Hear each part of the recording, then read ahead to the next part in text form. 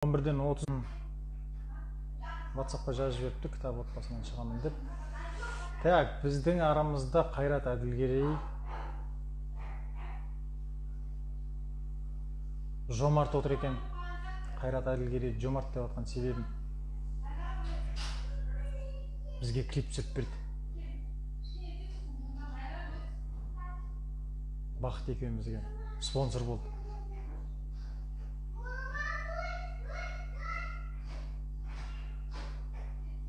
Қайырлы кеш, ораза қабыл болсын. Бүгінгі эфирді салам, YouTube-қа міндетті түрде салам. Жақсы, мен ақырындап 200-ге жақындап қалдық.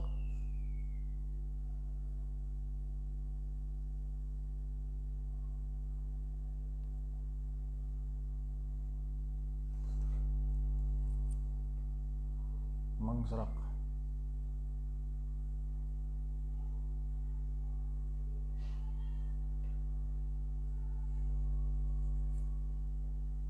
Елдос та кірді ме? Елдос Тоқтарбай? Елдос Тоқтарбай да қазақтың бір туар азаматы ғой.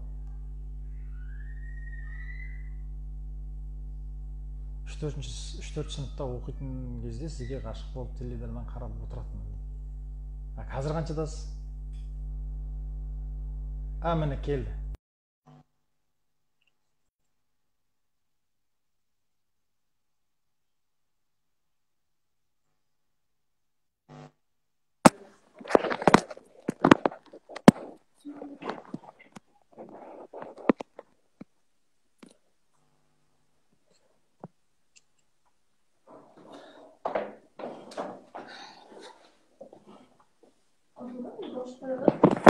Ассалаумағалейкум. Уалейкум ассалам. Бағлан Батыр, қалай жағдай? Ой, жақсы, шүкір, аман есен. Сізді тосып отырмыз, 10 минут бұрын кіріп ал.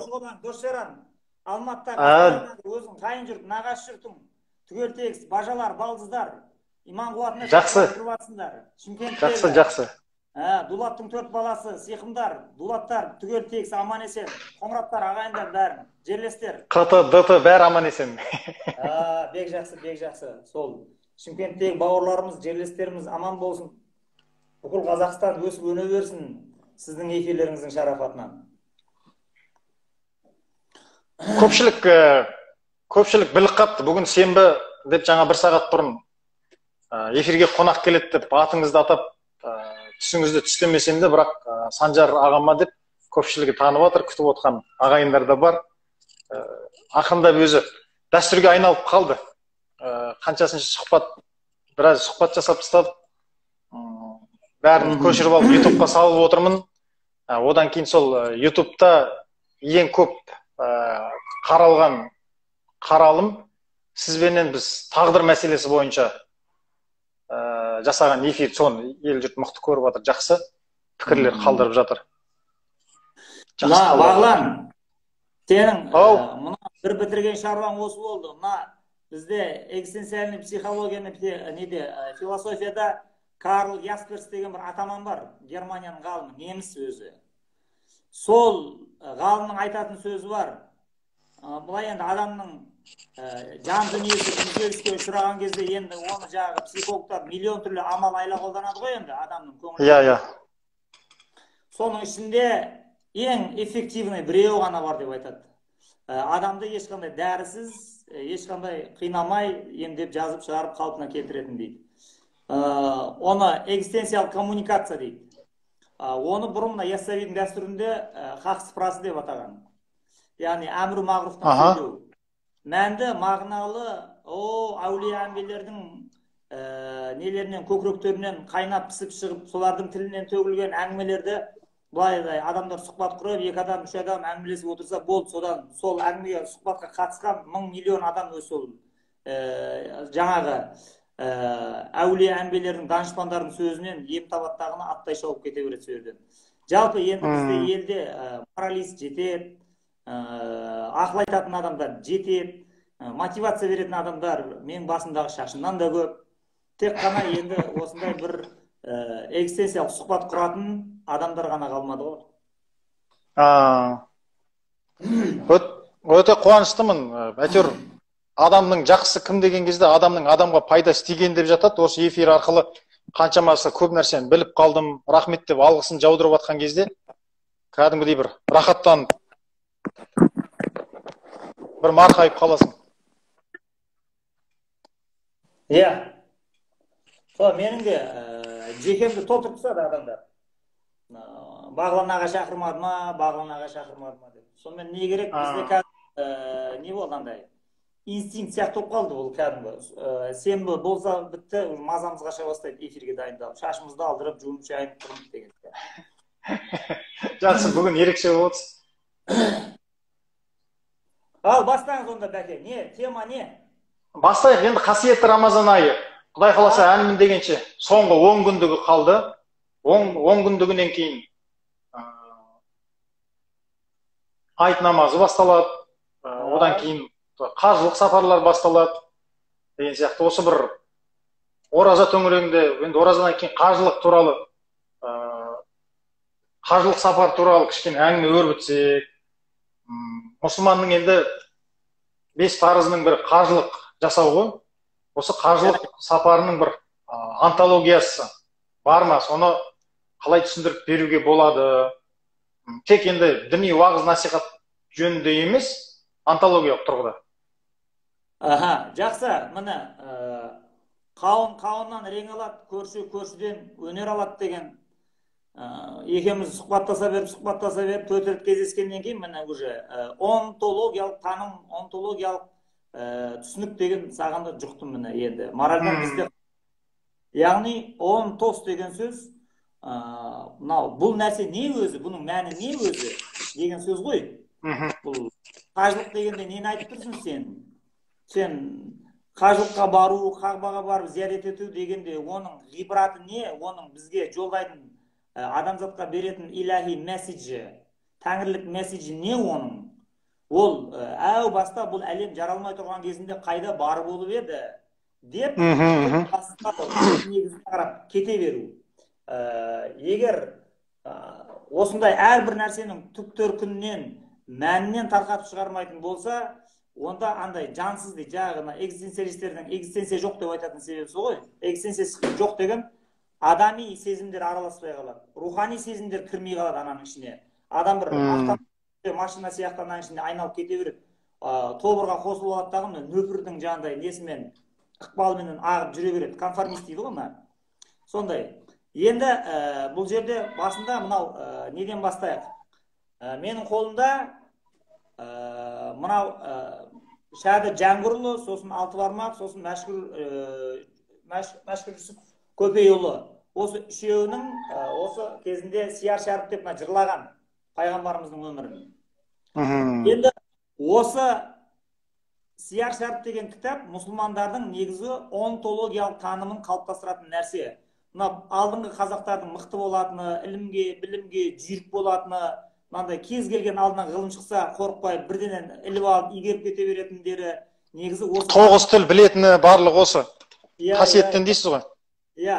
Мына алдынан жаңа нәрсе шыққан кезде қорқып, сасып, оны ойбай бұл қаяқтан келіп қалды деп тұрмайды. Ананың түп негізіне түсіп тағыны, ең түпкі хикметін танып қойғаннан кейін оны жұлып алады да, сосын жаңағы яссауи мәдениет деген сол сіңіріп алады тағыны, оны қазақи вариантта қайттан кері қарай ұрады.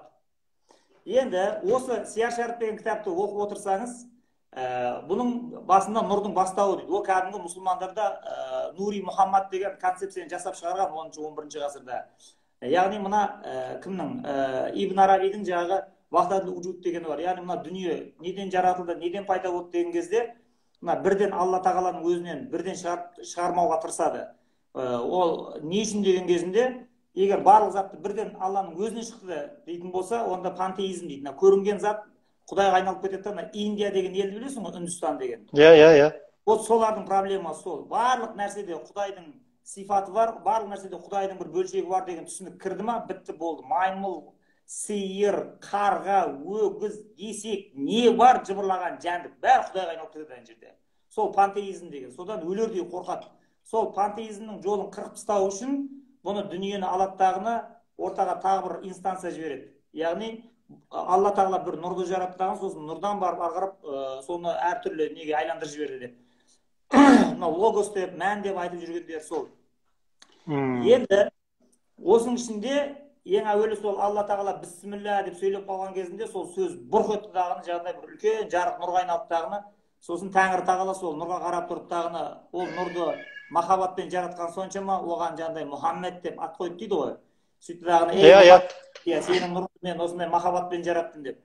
Сол дүниенің бастауы деген. Жаңағы біз қажылыққа түспестен бұрын, сен қажылыққа бармастан бұрын, осы әлем қап-қара түнек ештеңе жоқ кезінде Тәңір тағала өзі құпия тығулы жатқан қазына болып жатқан кезінде неден басталды бұл тіршілік деген сұрақты қояды. Жалпы ел болам, цивилизацияға жалғанам, өркениет көшіне ілесем, әлемдегі өркениетті ұлыстың қатарына қосылам деген халық осылай ойланып үйренеді, осыған жаттығады миларын. Кім осыған үйренеді, солар келесі сатыға өте тарихтың сахнасында қалады. Кім үйрене алмайды, болды, бітті кетеді сахнадан. Енді осы жерде тұраттағына жағы нұрды алаттағына Мұхаммед деп аталатын нұр дейді ол кезде. Әлі пайғамбар шығып сөйлеген жоқ. Алдыдағы 12 түрлі дарияға шомылдырды дейді ғой жаңағы. Әділет, біреуі ар ұят, біреуі жауапкершілік, біреуі мейірім, біреуі махаббат, біреуі кешірім.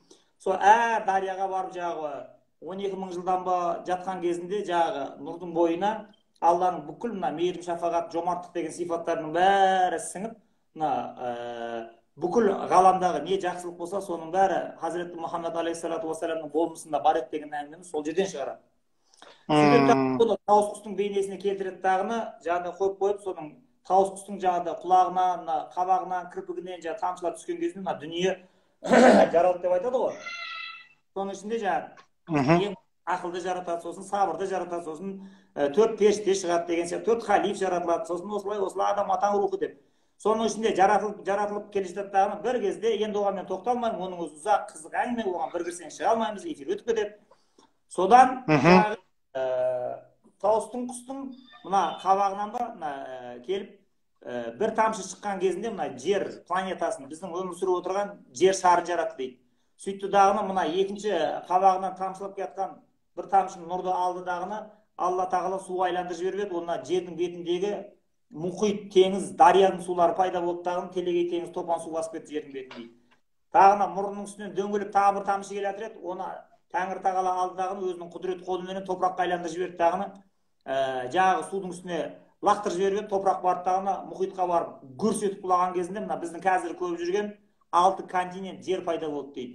Сол кезде дейді жаңағы жер шары айналып тұрған дейді, сол ана теңізбен жерді әкеп екпінмен ұрған кезде толқынынан ана екпіннен шайқатылып кетті дағыны, жер өзінің орбитасынан шығып кете жаздады дейді, мынандай айланып. Ана несі баланс. Сол кезде мына Құранды оқысаң ішінде көп кездеседі, Тәңір тағала мына тауларды жерге қазық қылып қағысады деген аят бар ғой. Қазық қылып, иә.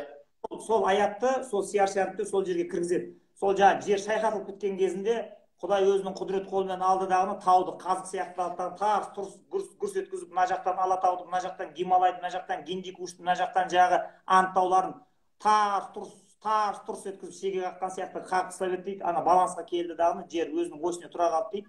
Сонымен орбитасында айналып кетті дейді. Сол кезде жер өзінің алғаш рет осылай пайда болып қалпына келіп материктер анықталғаннан кейін жерге тіл бітті дағыны, Құдайдың құдіретіменен жер планетасы Алла тағалаға тасбих, тахлил, зікір айтып мақтай жөнелді дейді. Содан кейін ұлық Алла оған тіл қатты дейді жерде, ей жер, қылығың ұнады, жарайсың, тасбих, тахлилің бәрі жақсы екен деп. Сонда айтады, мен сені таңдадым дейді, жер планетасын, басқа планеталардың ішінде. Менің халифам ертең сынаққа саған түседі. Мына жердегі сынақ алаңы адамзаттың мынау дүние қоңыздықпенен мына ар ұят, ар иманды ұстасатын жағы бар ғой енді осы. Иә. Сол ар тарт, дер тарттың сыналатын жері осы сен боласың дейді ана жерде. Былайша қазіргі тілмен айтқанда полигон ғой енді жердің беті деген. Сонда жер сөйледі дейді. Уа Тәңірім, мені енді осындай өзіңнің халифаң түсетін сынақ алаңы қылып таңдағаныңа мен разымын. Бұл мен үшін зор бақыт. Бірақ енді сынақ өтетін жерде енді ауыр ғой енді. Ертең қиянат болады, соғыс болады, адамдар тау тасты жарады, теңізді былғайды деген сияқты. Қазір болады ғой мұны. Иә. Атмосфера сынып жатыр деген сияқты. Бүкіл жағы быж-тыж неше түрлі ана адами қасиетінен шығып кетіп айуанға айналған адамдар деген неше түрлі зорлық зомбылық жасап жатыр. Енді соның бәрі менде өтетін болса, енді маған бұдан басқа бір статус мәртебе бермейсің ба дейді ғой, енді мен сен еске алып тұру үшін деп. Сонда жағы Тәңір Тағала айтты дейді, жер дұрыс айтасың деп айтты дейді. Сен мына қиындықты осыншама көтеретін болғандық үшін мен мына жердің бетіне өзімнің бір үйімді өкіл сияқты қылып белгі символ қылып салам деп айтты дейді. Сонда жаңағы жер планетасының ерні жыбырлап сөйлеп тұрған ауызы сол қазіргі Меккенің мекені екен дейді, сол Қағбаның тұрған жері. Мен бұл жерге өзімнің үйімді соқтырам дейді. Сосын оның бір дәлелі ретінде мен ана қара тасты жіберем дейді. Сөйтіп барып жаңағы нені қара тасты кейін мынау Әл-Мисақ уәдесінен кейін жібереді. Енді оның да қиссасына біз қазір жайлап ақырындап келеміз. Бірақ жалпы ең басында мына адамдардың миында, санасында, мұсылмандардың дүние танымында осын қалыптастыру үшін онтологиялық таным әу баста осы жақтан басталып еді. Яғни жердің бетінде үлкен сынақ өтетін болғандықтан, бүкіл 9 планетаның ішінде жер таңдалып алынғандықтан, енді осыншама қиындығына баланс ретінде оған бір мәртебе берген кезінде Құдай өзінің үйіне алып жағы Алла тағаланы мақтап, тахлил, тәсбих айтқан ауызының үстіне апарып тағыны өзінің қағбасын қойды дейді. Сол біз жағы барған жер планетасын онда бір тірі организм деп алатын болсаң, соның жағы Құдайды мадақтайтын жеріне барып зиярат жасайсың дегені ғой. Осындай бір басталатын жер осылай басталады. Айта берме, шай ішіп берейін. Керемет түсіндіріп бердіңіз. Енді мынау біздің енді өткендерден бері яссауи феномен туралы, яссауи бабамыз туралы біраз әңгімелер айттық қой. Осы менде де бір естігенім бар, біздің сол Қожа Ахмет яссауи бабамыз тәкбір тартқан кезде қажылыққа кетіп қалады екен дейді да. Сөйтіп намазын қажылық сол Меккеде оқып, қайтадан тіршілігін жалғастыра береді деп мен бір кісілерден естігенім бар. Соны енді мен нақтысын сұрайын дегенім, біздің яссауи бабамызды қажылық жасаған ба? Ол енді қалай барған, келген? Енді мысалға мен өзімнің білетін қазақтардың ішіндегі жалпы бабалардан білетін Құнанбай қажының Меккеге барғанын білем мысалға да, енді көпшілік біледі. Осы яссауи бабамыз туралы айтып берсеңіз, қажылық сапарлар жайлы. Енді бұл жерде Қожа Ахмет яссауи өте ескіде өмір сүрген, 1000 жыл өтіп кеткендіктен оның қажылыққа барғаны, я қажылыққа бармаған туралы дерек жоқ тарихи. Бірақ оны өткенде де айтылды ғой, аңыз не үшін шығарылады деген кезде Карен Армстронг жауап берді. Егер анау 1000 жылдық оқиғаларды оны аңызбен өріп тастамайтын болса, адам уақыт өткен сайын тарихи оқиғалардың ішінде шатасып, бытсып, фактілердің ішінде көміліп қалып қояды анау деп. Сондықтан Қожа Ахмет яссауи қажылыққа барды ма, бармады ма деген енді ол мысалға бізге оның тікелей қатысы жоқ қой, енді ол өзінің жеке өміріне қатысты нәрсе. Яғни ол өз парызын Алланың орындамады ма, ол өзінің мәселесі. Бірақ бір кісі бір рет маған видео айтып жатыр да, негізі ол Ходжа Ахмет емес, ол негізі Қажы Ахмет дейді. Себебі қажылыққа барған адамның атына Қажы Мұқан деген сияқты қажыны қосып айтатын әдет бар ғой. Енді оның Ходжа деген руын қосып айтудың не қажеті бар дейді, не көп қожа көп қой дейді, өйтетін болса бүкіл қожа. Сондықтан сол Қожа Ахмет яссауи емес, Қажы Ахмет яссауи десеңдер, шындыққа бір жақын келесіңдер деп баяғыда бір мен телевидениеде жүрген кезде бір оқымысты айтатын. Бұлай енді ал енді жалпы мен өзім қажылыққа барған шығар деп ойлайтын себебім, анау жаңа қажылыққа ұшып келді деген аңыз бар ғой. Соны қажылыққа бұлай есекпен барып, түйемен қайтып келсе де, уақыт өте келе оны адамдар бәрібір аңызға айналдырып жібере береді. Ол сен қаламасаң да, сен ұнатсаң да, ұнатпасаң да ол аңызға айналып кете береді. Мысалға пайғамбарымыздың да 2 пайғамбар бар. Біреуі тарихта болған кәдімгі тарихи кейіпкері, герой, қаһарман Мұхаммед алейхиссалату уассалам бар. Екіншісі Сияр шәріптегі геройға айналып кеткен, мұғжиза көрсетіп жүрген, айды жарып жүрген екінші пайғамбар бар. Енді бұның дұрыс па, дұрыс емес па деп сұрақ қоймайды. Екеуінің де мәні не? Екеуі де бізге не береді? Бұның ғибраты, бұдан не алуға болады деген ғана сұрақ қояды. Сонда егер ол сен тек қана пайғамбардың тарихын түсіндіре беретін болсаң, мына бұқара халық оны қабылдай алмайды. Оны оқымаған қаншама сауатсыз адамдар бар. Қазір ғой елдің бәрі сауаттанып жүрген. Орта ғасырда ол бір ауылда бір молда я хат таниды, я хат танымайды. Сондықтан олар тарихты ала алмайды да, білмейді де, тарихи түсінік жоқ та. Сондықтан алаттарын бәрін сиярға айландырады дағыны, аңызбен жіберіп жібереді. Сол кезде ғана ол ғасырдан ғасырға өтіп кете береді. Сол сияқты Қожа Ахмет Яссауидің де жаңағы қажылыққа барды ма, бармады ма деген әңгімесі, ол жаңағы түйемен барып келсе де, оны жаңағыдай таң намазын оқып жатқан кезінде ұшып өтетін еді, 2 ракат сүннетін Түркістанда оқитын еді, 2 ракат парызын Меккеде оқитын еді деп аңызға айландыра береді. Алысқа бармай-ақ қазір сен де бір осы түннен ұйықтамай бір тақуалық қылып 4-5 жыл бір жылап бір қилуетте отырып бір бойыңа қасиет дарып, бір қасиеттер бітіп, бір жаңағы шиф десең бір аурулар жазылып, бір дене болып, бір айтқандарың түстерің орындала бастаса, болды, бітті. Сен аңыздан құтыла алмайсың. Қасыңда жүрген адамдардың бәрі көріп, біліп тұрса да, сен туралы аңыздарды шығарып тарата береді. Ол адамның адамға бір сверхъестественный, басқа адамдардың бойында жоқ бір сәл бір рухани қабілет, артықша қасиет бітті ма, бітті, аңызға айландырып жібере береді оны. Бірден айналып кетесің. Алысқа бармай-ақ қояқшы, осы біздің заманда, осы біздің кітаптарды жазуға қатысқан 4 жігіттің ішінде біреуі былтыр Атырауға барып, 10 күн тегін семинар берген осы логотерапия жайында. Сонымен әбден әйелдер бар, қыздар бар, келіншектер бар, жағы жігіттер бар, бәрі тыңдап, ұқ деп құлаған ғой әңгімесіне мас болып. Соен әңгімелесіп отырған кезде, анау қазір мен семьяммен, әйеліммен сөйлесіп алайын деп қалтасынан телефонын шығарып, жаңағы WhatsApp-пен сөйлескен ғой, видеомен осы екеуміз сияқты. Арада 6 ай өткен жоқ, маған соның аңызы келді ғой. Ана бәленшенің жүрек көзі ашылып әулие болып кетіпті, оның құдіреті сондай. Атырауда отырып дейді, Түркістанда отырған өзінің әйел бала шағасымен жүрек көзімен сөйлесті деп таратып жерген. О, тоқтатамайсың оны. Қай әйелдің барымен аузын сен қақпақ болып жүресің, үйтіп айтпаңдар, ұят болады деп. Көрдің, жаңағы әйелдер өсек айтып, қарсы деген сияқты алатташа.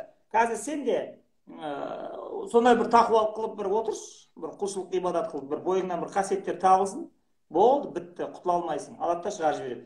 Сондықтан бұл аңыз деген нәрсе, бұл да адамның болмысында бар, адамның табиғатында бар. Оны тұншықтыруға болмайды деп айтатын себебі сол.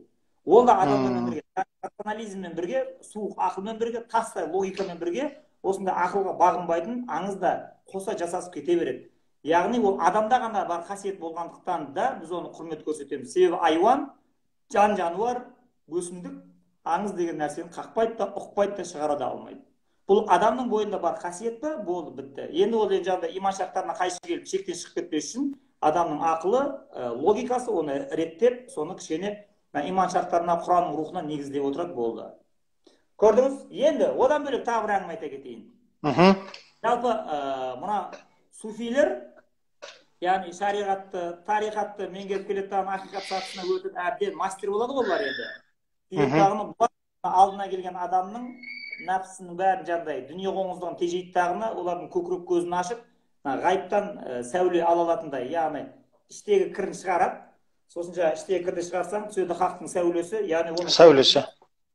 Хақтың сәулесі, жүректің көзі ашылса, адамзаттың хикмет кеудесі, яғни адамдардың хикмет кеудесін аша алатын рухани мастерге айналғаннан кейін бұлар оларға ешқашанда қажылыққа баруға акцент бермейді. Яғни Қожа Ахмет Яссауидің диваны хикметтерін оқып отырсаң, оның ішінде қажылыққа баруың керек еді, сен де баруың керек еді, Құдайдың үйіне бар деп айтпайды. Себебі оның өзі шариғатта бекітілген кезінде зекетпенен қажыны мүмкіндігің болса өміріңде бір рет бар, сосын өзіңнің ақшаңа бар деп, байларға жағдайы бар. Мысалға зекетті кедейлер бермейді ғой, кедей адам зекетті алады ғой мысалға. Сол сияқты бұрын қажылыққа сол байлар ғана баратын болған, сосын жанкешті дәруіштер ғана барады. Қазір ол туралы айтамыз, жанкешті дәруіштердің қалай баратындарын. Олар кәдімгі жолына түсіп, бекініп, болды, мен көкірек көзімді ашамын, мен жүрек көзімді ашамын, мен ілімді ғайыптан тартамын, мен дүниесіне араласпаймын, мен осы рухани ілімнің егесіне айналамын, мен сөз ұстаған адамға айналамын деген адамдар ғана сол жанкештілікпен кетеді.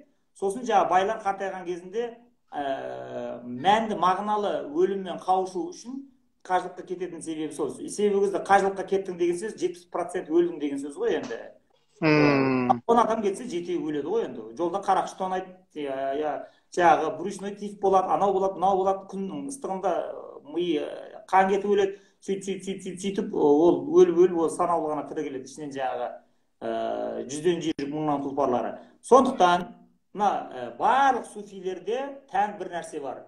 Ол осы оны Румиге де теліп айтады, Хафизге де теліп айтады, біреуі Қожа Ахмет Яссауиге де телініп айтыла береді. Яғни Түркістанда отырған кезінде бір ауқатты бай қажылыққа бір рет барып келген, сол келеді дағыны Әзірет Сұлтанға айтты дейді. Я Хазірет, осылай бір бата қылсаң, биыл оразадан кейін жағы мен қажылық сапарына аттансам деген ниетім бар деп.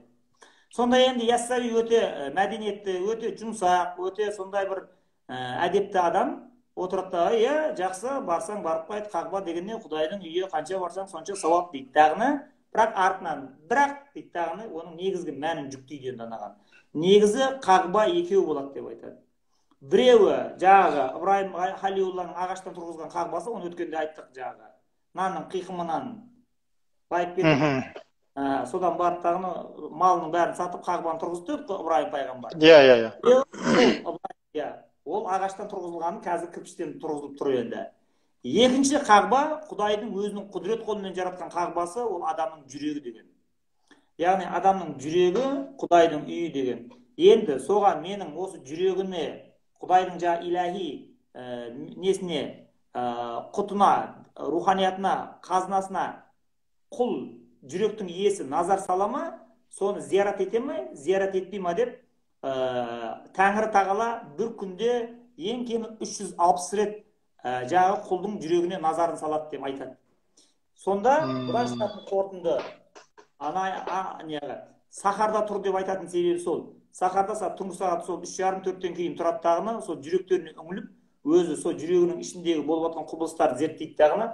Соның ішінде жағы илхам дейді ғой енді. Пайғамбарға келетіндерді уахи дейді, мынандай момындарға келетіндерді илхам дейді. Яғни жаңағыдай светлый идеялар, иләхи нұрлар, бір жауһар ойлар келеді. Соны ананың ішінен теріп отырады, сол зиярат қыл деп отқандар сол. Көргенсіз ки? Сондықтан мына Қожа Ахмет Яссауи болсын, болмаса жаңа кімдер ғана Омар Хайямның да айтатын себебі сол. Ей, не істейсің өрді?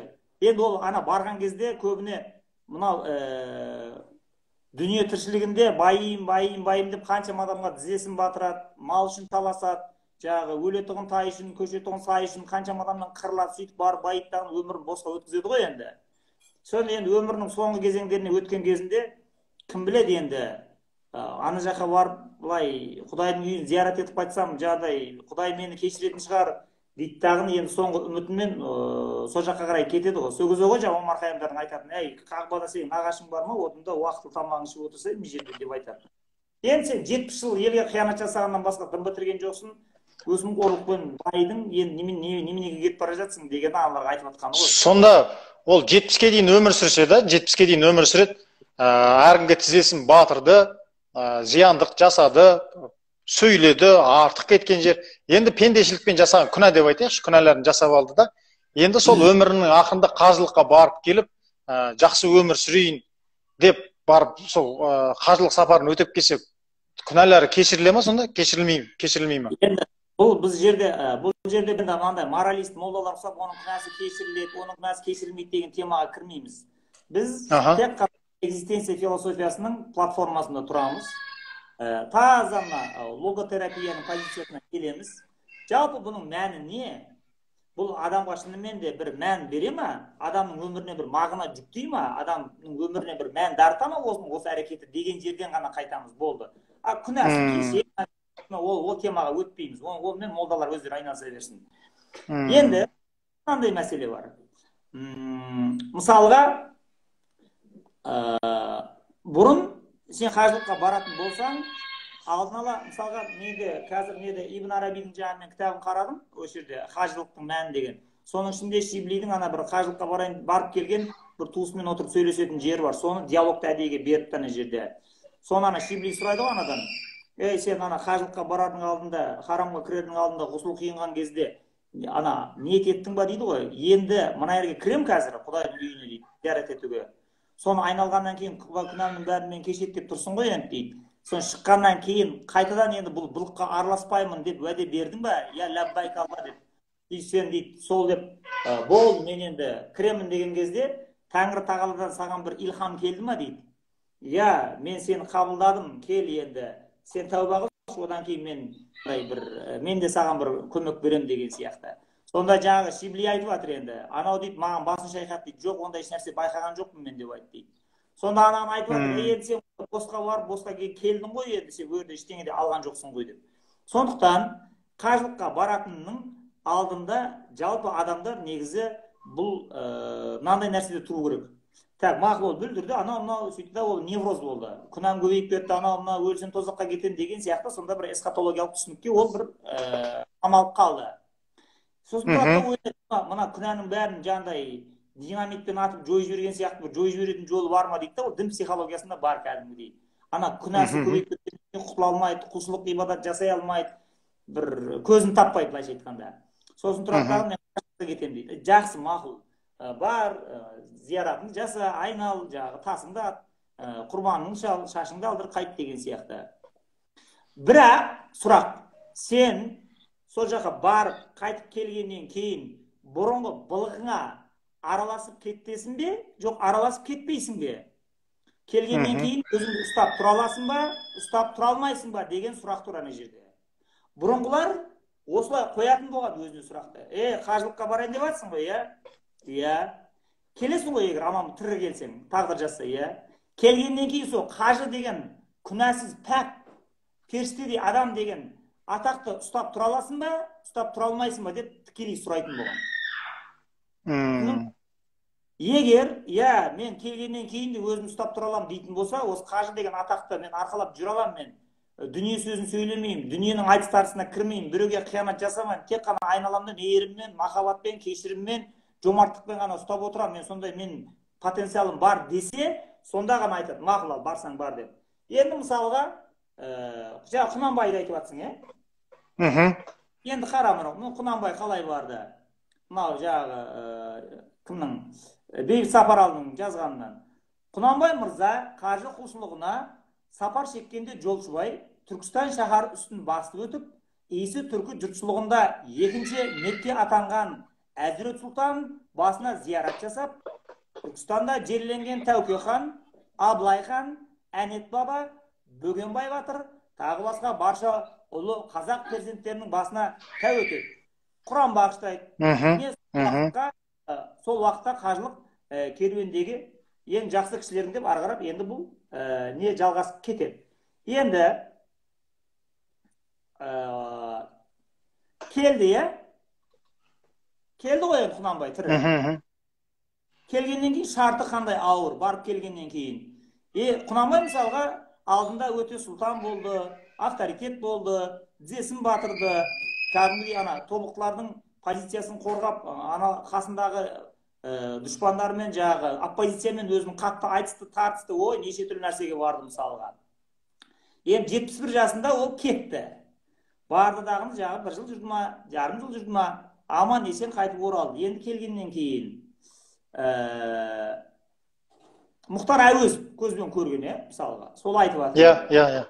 Әуезов айтады.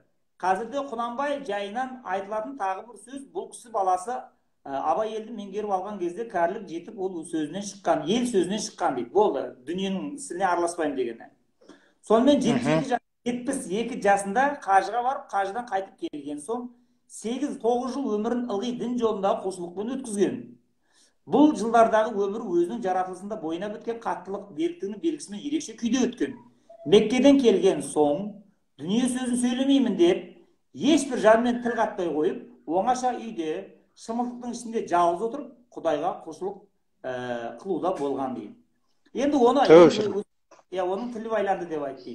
Көрдіңіз, енді осыны Абай жолында көркем шығарма беретінде берген кезінде тағы да жазады.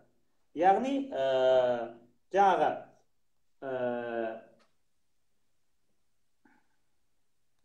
мынан қара енді, Абай жолындағысы. Ол Меккеден келгелі Нұрғанымның үйінде шымылдықты түсіртіп, өз мекенін өзінше бір намаз орнына айналдырғанда, барлық жұрттан жасырынғандай аулақ жататын. Қазірде тек мынау баланың өлімі осы жұрттың арасына қарт мұңдыны аз уақытқа ықтиярсыз келтіргендей. Құнанбайдың күңгірт үнсіз сағаттарынан оқтап кетпей аз мәжіліске тартатын адам өз тұрғыласы Қаратай еді дейді. Сонда Қаратай деген жаңа өзінің замандасы, тек сол қажылық туралы сұраған кезінде қажылық туралы ғана айтады. Сонда Абай баласы қасына келіп отырады ананың. өзінің баласы ана абаймен сөйлеспейді. Абай үндемей отырып орнынан тұрады да кетіп қалады дейді. Көрдің, бұл сол кездегілердің бұл қажылық деген нәрсені адам басында барардан алдын мен қажы атанамын дерден бұрын өзіне осындай жауапкершілікті ала ала ма, ала алмай ма, мәселе сода. Мысалға міне карантин алда бәрімізді 2 айға қамап қойып еді, елдің бәрі невроз болып қанша мана жаңалықтарға шығып кетті. Ойбай ажырасып жатыр, күйеуі мен әйел үйінде күніге ойбайлатып әйелін салып жатыр, пәлен пәшін балдардың бәрі таяқ жеп жатыр, бәрі нервный болып кетті деп. Ал енді өзің ойлап қара, сен Құнанбай келгеннен кейін 8 жыл сен бір бөлмеге отырғызып қойса, 8 жыл. Ол бұрын бір әшейін бір сүмірейген біреу болса мақұл, әбден 70 жыл ел билеп сөз ұстап, жаңағы аттылыға жол бермейтін, ауыздығы сөз бермейтін Құнанбай, сен 8 жыл тіліңді тістеп, отыршы кәдімгі көрейін мысалға. Жоқ қой ондай. Көрдің? Осындай нәрселер айтылмайды, осындай нәрселер үйретілмейді. Сондықтан қажыға барардың алдын адамдарға айтады, ана жаққа барып келгеннен кейін сен барма, мынаны ұстап тұра алатын, бұның бұндай ауыр шарты бар. Себебі сен қажылыққа барып келгеннен кейін бұл ойбай күнәсінен пәк болды, бұл тазарды, бұл жаңағы бәрін кешірді айтады дейді дағына, соны алады. Егер оны бітті. Енді осыны Ибн Араби тағы да қызық қып талдаған. Жаңа мен бүгін оқыдым. Сонда айтады, ана дейді да, нені қара дейді, Қағбаны дейді. Оның бір аты Байтулла, Алланың үйі. Біздегі қазақтағы Дайділда деген, Байдулла деген адамның аттары содан шыққан ғой, Алланың үйі дегеннен. Сол Алланың үйі дейді да, ол Алланың үйі дейді, сенің материалын тамақ жейтін жерің емес дейді. Өрге барып сен жаңағы ет жеп қымыз соғамайсың дейді. Ол жерде рухани қазына бар. Өрде мейірім бар, махаббат бар, кешірім бар, өрде жомарттық бар, өрде топырақтық бар, тағы не бар, осындай әділдік бар, ар-ұятқа бекемдік бар. Ол үйдің ішінде сондай қазына бар дейді. Үйдің иесі сені жылына бір рет қонаққа шақыр дейді, ал келіп кетіңдер мені жаңағыдай мына жерге деп дейді. Сонда сен ана жерге барасың дейді.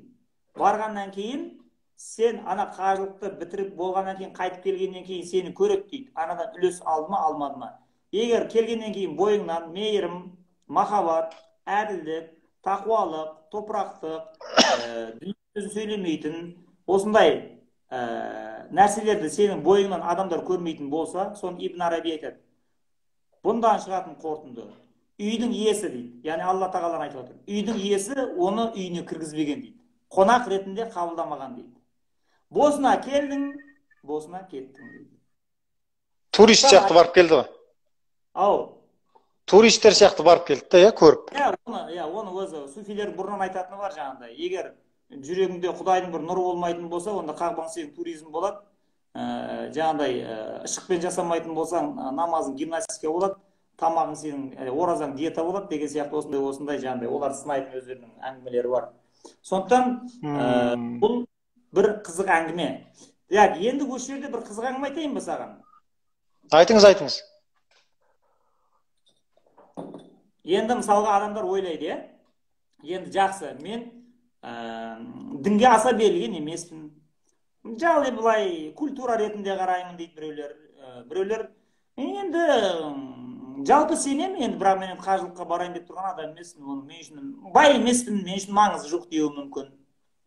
Олай болатын болса, жалпы бұның онтологиялық мәні, адамзатқа беретін ғибраты, бұл жіберіп тұрған месседжі не? Ана Қағбаны бар бәленбай адам айналып жатқан кезде жақсы, біз енді жаңағыдай біразын тарқаттық. Бірақ түптің түбінде сол Қағбаға барып айналдырып қоюдың оқиғасы не үшін басталды деген сұрақ бар. Енді бұл жерде бір адам мен дінге қызықпаймын, мен қажылыққа бармаймын, мен барайын деп те жүрген жоқпын деп айта алмайды. Неге деген кезде бұны экзистенция анализін жасаған кезде біз сол яссауи феноменде жазғанбыз. Мына адамның бойында, жаңа айттым ғой, экзистенциялық анализ деген не деген кезде, мына адамның бойында адами қасиеттер де бар. Адами қасиеттер де бар. Жан-жануардың да қасиеті бар адамның болмысында. Өсімдіктің де, тау тастың қасиеті бар.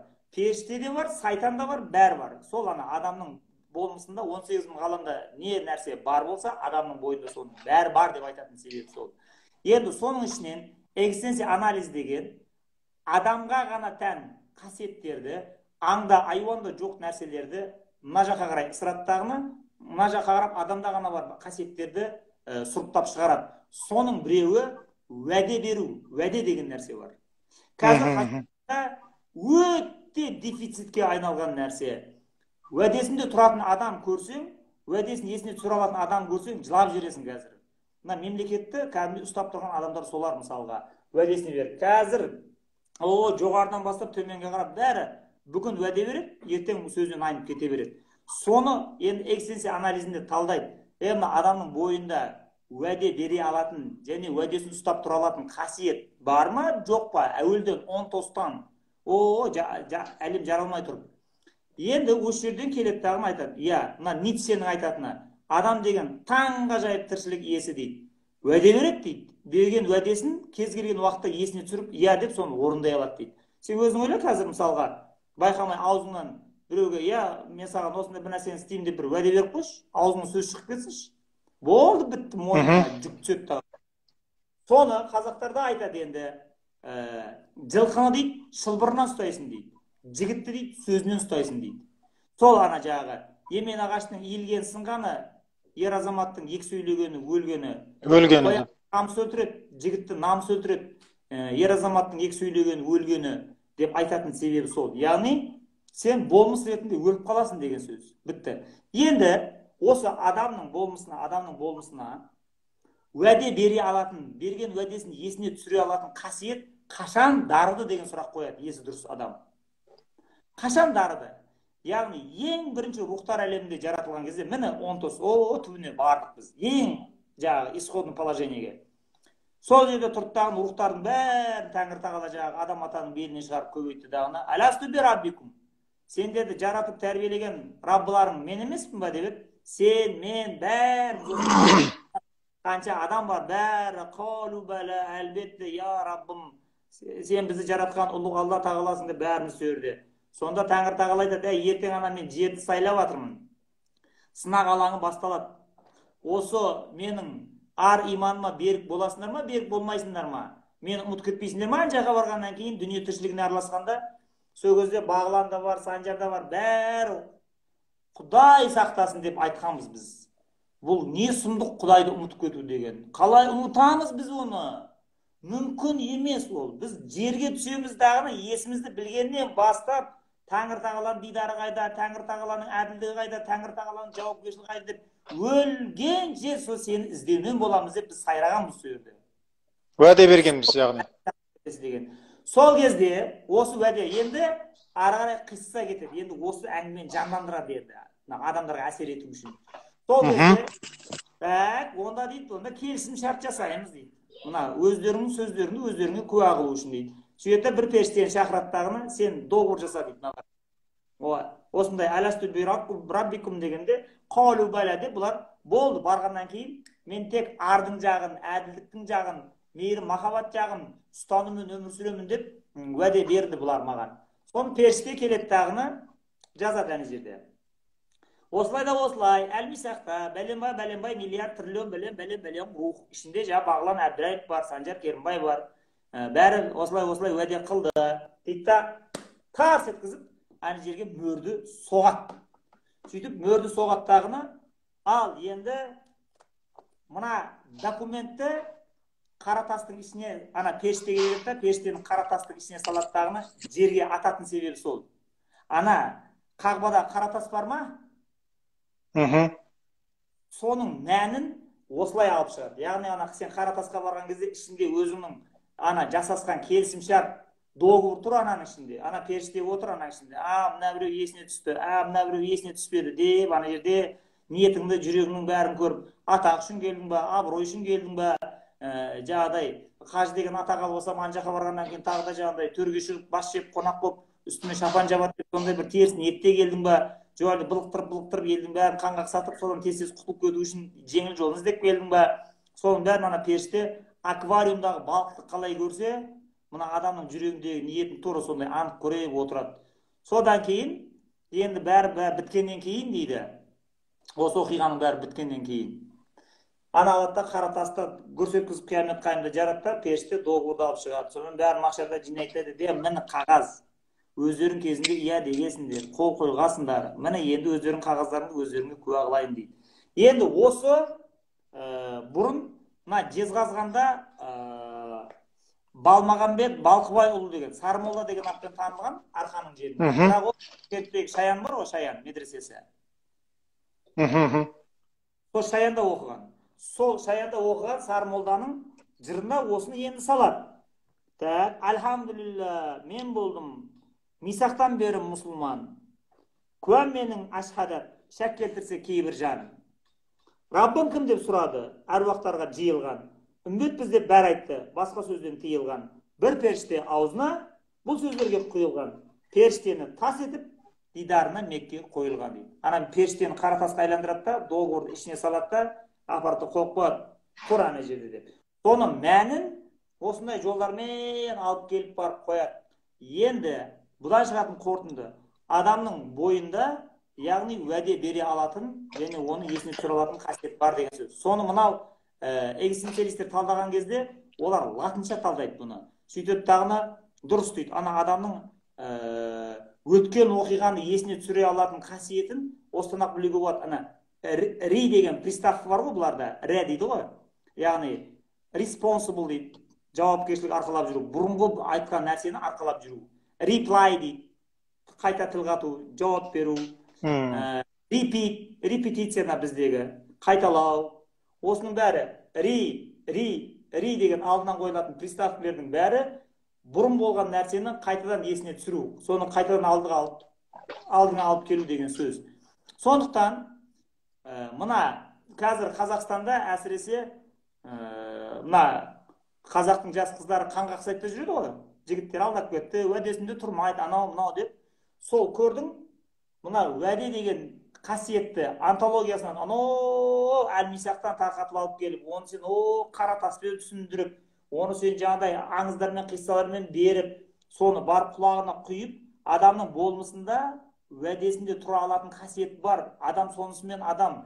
Егер сөзін жұтатын болса, айтады, мынау берген уәдесін жұтты, мына адам емес, мынау айуан екен деп айтады. Көрдің? Сондықтан осындайға түсіп кетпес үшін осы жағы әлмисақтағы уәде антологиясы дегенде осымен түсіндіреді. Яғни сен ана Қағбаға барып айналып жүрген кезіңде сол уәдесін есіне түсіріп жүр ғой негізінде. Енді ана жерге барып, біз баяғы әлмисақта айтып едік, енді соны дұрыстап жүрейік деп. Бірақ көрдің ба енді, оның өзі жаңағыдай да жанкештілер баратын нәрсе. Яғни барардың алдында барасың, я дұрыс, сен күнәңді кешті ма, кешпеді ма деген сияқты әңгіме, қайтып келгеннен кейін ұстап тұра аласың ба, ұстап тұра алмайсың ба, ол енді бөлек әңгіме болады. Содан белгілі ғой енді жалпы.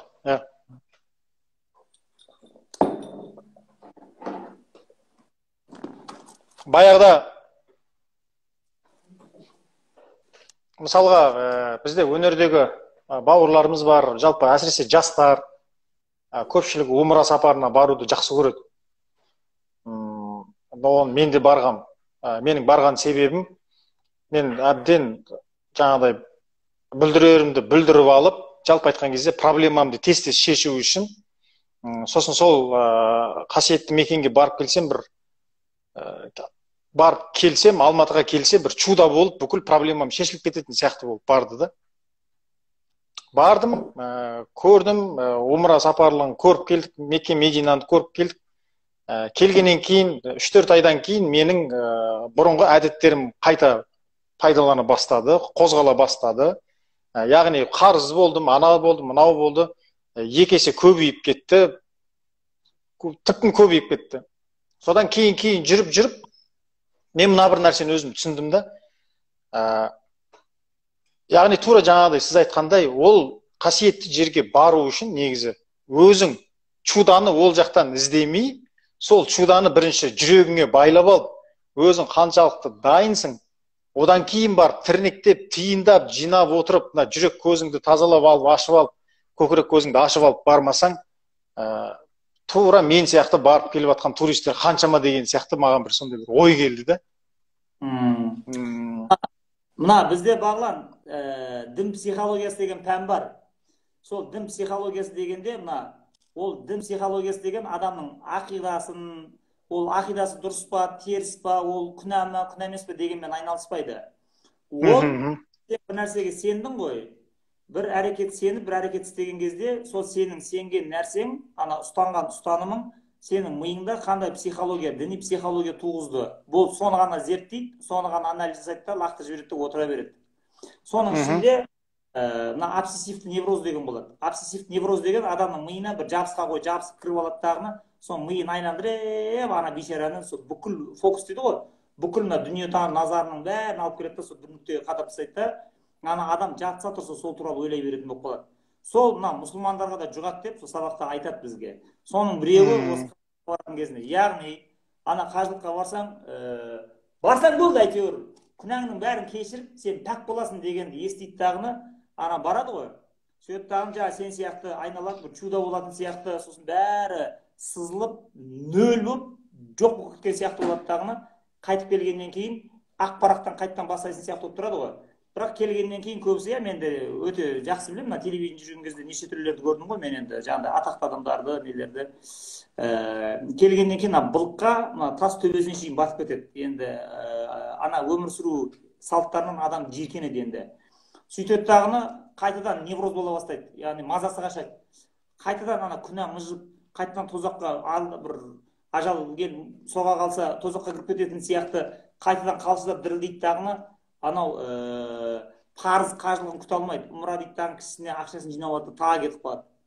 Сол кварталдан кейін қайтып келеді, келгеннен кейін тағы да ана былығына батып кетеді дағыны, қайтадан арадан шығу үшін қайтадан невроз болады, дірілдеп қалшылдап дірілдей бастайды. Соны кәдімгі онда обсессивті невроз дейді. Яғни ол қажылыққа барып ләззат алудың орнына керісінше келгеннен кейін оның мазасы қаша береді. Ана как будто бір күнәнің үстіне күнә жамалып, күнәнің үстіне күнә қосылып, ана бір тозаққа кетіп бара жатқан сияқты мазасы қашып кетеді. Енді осы нәрселерден құтылу үшін ғой жаңа кімдердің суфилердің істеп жүргені. Сен ол зиярат ойға қарап жасама, сен бір рет бардың, келдің, парызыңды орындадың, қажы деген атақ бердік, болды ғой, енді төрге шығардық, мақұл, қажеке деп саған басты да бердік, шапанды да жаптық, батанды сен беріп жатсың. Бірақ енді сен күніге жүрегіңе зиярат жасап, сол жүрегіңнің ішіндегі жағымсыз пайда болған сезімдердің бәрін әркіммен бір кектесіп ұстасып жүрген кезде сенің жаңа жүрегіңе жабысқан қара дақтардың бәрін жуып шайып ысқылап кетірсейші, содан кейін ғана құтыласың деп айтатын себеп сол. Енді терапияны оқып отырған кезде соның ішінде осыған қатысты бір не береді, аңыз береді. Мынандай қояды ол жерде. Бір рухани мастер дейді, бір суфи деп алайық мысалға. Сол дейді шәкірттердің бәрін отырғызып қойды дағыны. Бір сұрақ сендерге деп айтты дейді, мүриттеріне. Сендер бір құлшылық, ғибадат, бір ритуал орындайсыңдар ғой күнәмнен арылам деп айтты. Бір тәубаға келгеннен кейін. Иә деп айтты. Енді тәубаңның қабыл болғанын, күнәңнің толық кешірілгенін қалай білесің? Сен Құдайды көріп тұрған жоқсың ғой деп айтты. Соның бәрі тұрып дағыны әр қайсы әр түрлі вариант айтты дейді. Мынандай, былай білуге болады, былай шығар, пәлен пәшін деп. Жоқ деп айтты дейді. Бәрі дұрыс емес. Ең сонда тұрып та, ал ұстаз, онда сіз айтыңыз деп айтты дейді. Сонда айтты дейді. Тәуба қыласың ғой деп айтты дейді. Сосын бір ритуалды орындайсың ғой деп айтты. Құлшылық ғибадат жасайсың ғой сен деп айтты. Сосын дұға қыласың ғой деп айтты. Сол бәрі жасап біткеннен кейін алдыңғы былығыңа қайтып оралмайтын болсаң, Құдай күнәмді кешті деп біл деп айтты. Алдыңғы балшығыңа қайтып келіп құлайтын болсаң, онда Құдай сенің тәубаңды қабыл қылған жоқ деп есептейміз деп айтты. Осыған тоқтаймыз деп дейді. Сондықтан мына барып келіп жатқан адамдар осы сұрақты өзіне осылай қою керек. Яғни барып келгеннен кейін бұрынғы былығына батты ма, батпады ма? Ол қайтадан дүние сөзінен безіп, тек қана мынандай рухани әңгімені ғана сөз ұстау дейді ғой, сөз ұстаған азамат. Сөз ұстай алатын азаматқа айналды ма, айналмады ма? Дүниеге деген құштарлығы, тоқал алуға деген құштарлығы қарасаңыз, бәрі қазір уже золотая лихорадка деген сияқты Қазақстанда тоқалдың лихорадкасы деген соңғы 4-5 жыл өте қатты жүріп жатыр мысалға. Әсіресе осы дін уағыздайтын адамдардың арасында мен жаңағыдай қажылыққа барып келген, мен осындай тақуамын, менен әулие туасың, маған екінші үшінші әйел болып тиі деп мысалға адамдардың бәрі қалай ауырып жатыр сонымен мысалға былықтарына батып жатыр. Сондықтан осы нәрселердің бәрін осылай антологиялық тұрғыдан айтып үйрету керек. Көргенсіз шындақа. Ал енді біз жаңағы неге келейік енді? Жаңа сен турист сияқты барды да, турист сияқты келді дедің ғой өзің. Иә. Енді былай ол Бағлан Әбдірайымов не үшін Меккеге жағдайы келмесе де қызығып кетіп қалды деген сұрақ қойылады. Сөйтіп тағым айтады, қасында оған ықпал ететін сондай уағызшылар болды. Олар оған неше түрлі видео көрсетті, неше түрлі интернеттегі суреттерді көрсетті. Ана жердегі красота, ана жердегі аппақ мраморлар, Құдайдың үйі, алтынмен жаңағыдай дестеленген зерленген нелер, маталар, айналасындағы қымбат гостиница, зәм-зәм суы, бәрі адамға шынымен де психологиялық жағынан қатты әсер етеді. Ана жерге барсаң, тұла бойыңның бәрін, күнәңнің бәрін бір құдіретті қол жұлып алып, сені жаңағыдай аппақ мақтадай үйіне қайтаратын сияқты болып көрінесің. Жақсы, иә? Бұл енді бір шетінен сені ойға қызықтырып тартатын сондай расында да жайнап тұрған нәрселердің бар екені рас. Енді ескі замандағы адамдар қалай барды деген сұрақ бар. Ескі замандағы адам қажылыққа баратын кезінде ол қалай ынтық болады? Интернет жоқ, телевизор жоқ, журнал жоқ, сурет жоқ. Сен о кезде Меккенің Қағбаның суреті қандай екенін мүлдем көре алмайсың. Білмейді. Жоқ. Оны қалай сен білесің? Ал, дұрыс, Құранда тұр. Осындай Меккеде менің бір үйім бар, алғашқы үйді мен тұрғыздым. Сендер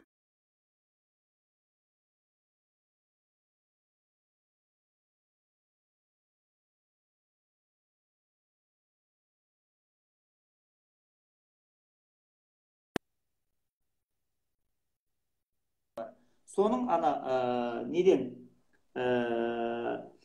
Бақырған деген хикмет өлең жасады шығарма. Соны Сәбит Мұқан өзінің өмір мектебі деген кітабында жазады. Біз кішкентай кезімізде молданың алдын көрген кезімізде мынандай осы түркі топырағынан шыққан ғұламалардың кітаптарын оқитын едік. Соның ішінде біреуі Бақырғанидің жаңағы Мекке туралы жазатын. Яғни сол замандағы қажылық ритуалдары, қажылық сапары туралы, қажылық шарттары туралы жалғыз интернет қой ақпарат беретін. Соны ғана оқисың, содан ғана әсерленесің. Басқа жол жоқ. Енді қараш, қандай мысалға сөйлер енді мына әдемі жазады. Бақырғаннан сапарға шықсам, тауап етіп Қағбамды, босағасын сахарда тұтсам, көріп ханнан маннанды дейді. Ханнан маннан деп Құдайды айтып жатыр. Қара тасқа қолым тұрсам, деп өртеніп тұтқанда, мадақ айтсам көңіл құрсан, таң алдында Субханға. Қарашы мыналарды екен ышықпен. Енді аяғында қалай аяқтайды? Фара бижала ғажайып таң, салады еске даламды, жырақ кетіп халайықтан, кессем бақыр орманды. Қажылардың сапын еніп, ділге сіңсе қақсыры, дұшпанымның дәті кеміп, жеңсе рухым нәпсіні. Болып біздей пақырда күй, берсе қажы қатымды, мен Сүлеймен Бақырғани, сұрасаңыз атымды дейді.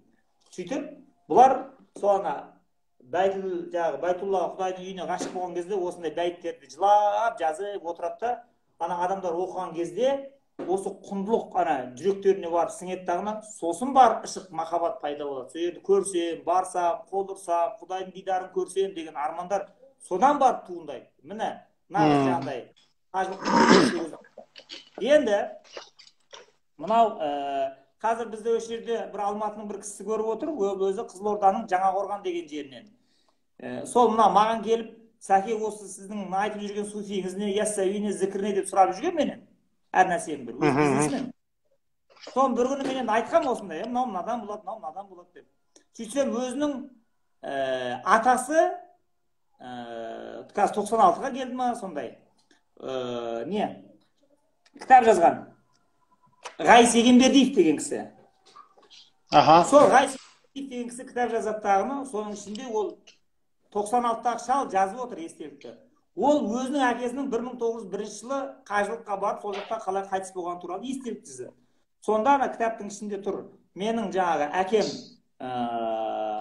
Айдаболұлы Әбжаппар. Әбжаппар деген әкем дейді, 1901 жылы қажылыққа кетіп қалды дейді. Кетіп қалған себебі ол Бақырғанидың жаңағы Бақырғаннан сапар шексем деген бәйітін оқып жылап отыратын еді. Әбден көкірегіне сіңіп ана құндылық дейді. Ақырында ол соның ышығына оратылып тағыны, мен мына Құдайдың үйін бір көріп, жаңағыдай Құдайдың дидарына барып, Құдайдың рухани қазынасын алып қайтпасам болмайды деп, сотта қартайған кезінде ол да кетті дейді. Бірақ 1901 жылы Мединада, Меккеде ма қайтыс болады тағыны, ол сөйерде қалады. Соның ішінде енді жаңағы барлық естеліктерді жазады. Енді нағыз қажылардың жаңа біз не жайлы айттық, бұрынғы қажылыққа кететін балдар қалай, қазір қандай? Қазір мысалы мынау қажылыққа бұрын тек қана осы хақтың жолына бекем болам, болды, осы жолға алаңсыз түстім, мен Құдайдың дидарын көруді ғана армандаған адаммын деген адамдар кететін болса, яғни олар дүниенің сөзін сөйлемейді, шарты. Сөйлесе, тек қана мынандай ауыздарынан дүр гауһар төгілу керек, болып бітті. Енді қазір керісінше сайқын мазақ, әртіс, сәт, мына күлекеш, не бар Құдай-ау, жеңілтек, моралистерің бар ма, ақылшыларың бар ма, бәрін енді ол біреулер енді оны сондай конспирация бар Қазақстанда, бұл бір саясатпен байланысты деген, якобы осындай танымал әнші әртіс-пәртістердің бәрін алып барады екен дағын, сол жаққа апарып қажылықты көрсетіп, оларға бір қарыздар болған сияқты болып қалады да, келгеннен кейін солардың сөзін сөйлеп жүреді екенміш деген. Мүмкін солай болса солай шығар енді. Бірақ гәп ода емес. Мен айтайын дегенім, нағыз Қазақстандағы қажыларды көзбен көрген, солардың ішінде жүрген, ол Англияның шпионы, ол Армери Ван Бери. Вот мен соның естелігі. Егер интернеттен тауып алып оқысаң болады, Армери Ван Бери «Путешествие в Средней Азию» деген кітабы бар. Соның ішінде оқысаң қазақтар туралы «Путешествие в Среднюю Азию» деген бар. Ван Бери.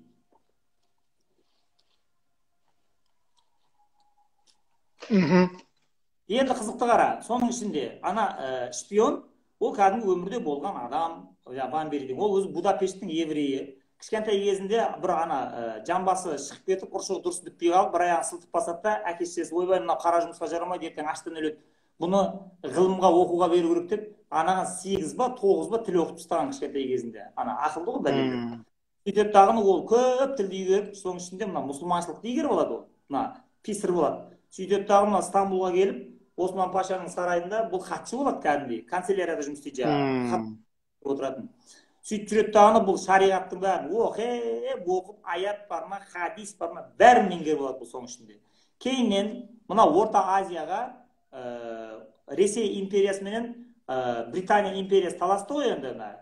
Мына жақта аналар Индияны тонап жатыр, мыналар Орта Азияны жаулап жатыр бізді. Соны Орта Азияға кіріп көрмекші ана Британия. Соны кірейін десе кіре алмайды, бір-екі рет кіріп көріп еді, ұсталып қалғандарын Бұхарада көзін ойып өтіріп тастады байғұстарды, шпиондарды. Сосын ана Армери Ван Бериге бұлар шығады, сөйтеді да саудаласады, келісейік. Сен енді бұлай мұсылманшада ағып тұрсың, шариғаттың бәрін шайып ішесің, аят хадисті бәріне судайсың.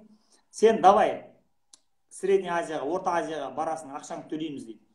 Сонда қажылар Меккеден келе жатыр, Иранның жерін басып өтіп, Жетісуға кету керек, Қазақстанның.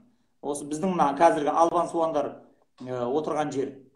Сонда аналар тұрады 13 ба қажы келе жатыр дейді. Британияның шпиондары сөйлеп отыр сонда. Қазақтар деп ішінде жазады кәдімгідей.